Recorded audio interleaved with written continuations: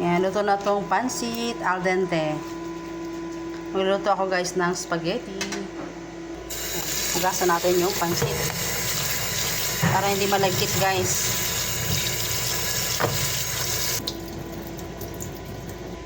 Isang kilong pansit guys. Yan. Buyas, bawang, pork giniling, bell pepper, hotdog, at saka reno. Siyempre, hindi mawala itong Filipino style. Yan. Flavor ng spaghetti sauce.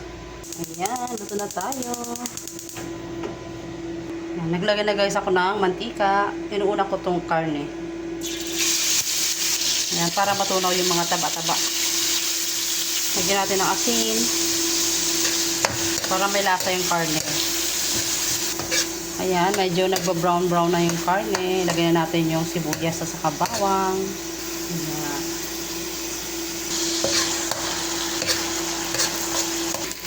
Ayan, luto na itong karne.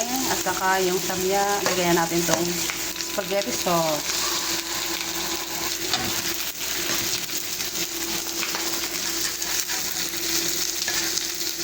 Lagyan natin ng konting tubig. Masyado kasing creamy guys, kaya kailangan dagdagan natin ng konting tubig. Lagyan natin ng nor beef cubes. Mas gusto ko yung beef cubes kaysa sa pork. Yan, mas malasa kasi. Pag pork giniling guys yung nilalagay ko, beef cubes yung nilalagay kong nor cubes. Pag beef guys, pag beef giniling yung nilagay ko, pag ground beef ang nilalagay ko dito sa spaghetti, or kahit anong luto na baka, pork cubes yung nilalagay ko. Tapos, pag pork naman, beef cubes yung nilalagay ko. Yun, ganun lang guys. Yan, natunaw na yung ating nor beef cubes. Lagyan naman natin tong reno. Yan, dagdagan na to, pampalasa. Nahulog na. Ayan, patunawin lang natin guys yung reno. Ayan, masarap pag may reno guys. Malasang-malasa yung yung sauce. Ayan, pwede rin natin ilagay itong hotdog. Pwede nyo rin naman guys, i-prito muna itong hotdog bago nyo ilagay dito na luto na. Ayan, ito maluluto din naman ito dito sa sauce. Ayan, luto na yung hotdog. Lagyan natin itong bell pepper, ground black pepper, at saka cracked pepper. Mas masarap kasi pag nilalagyan ng cracked pepper, malasa yung Gusto ko yung nalalasahan yung paminta. Parang siya.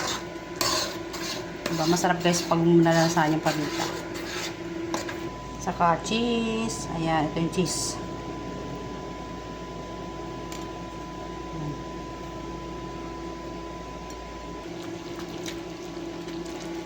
Kalahating cheese lang muna guys. Ang sarap niya, daming cheese. Lagyan na natin tong spaghetti noodles. Ayan, lagyan lang natin dito sa unahan. Lagyan natin yung sauce sa ibabaw para siya, mamix na maayos. Masarap yung timpla guys ng sauce. Ayan.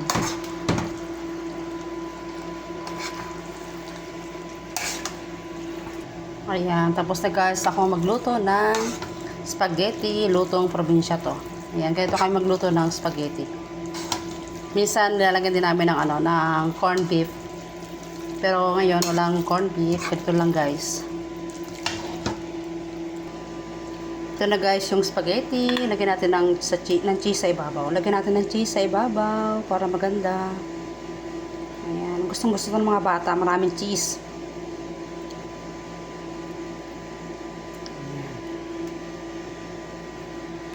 Ito na guys yung aming tanghalian at merienda.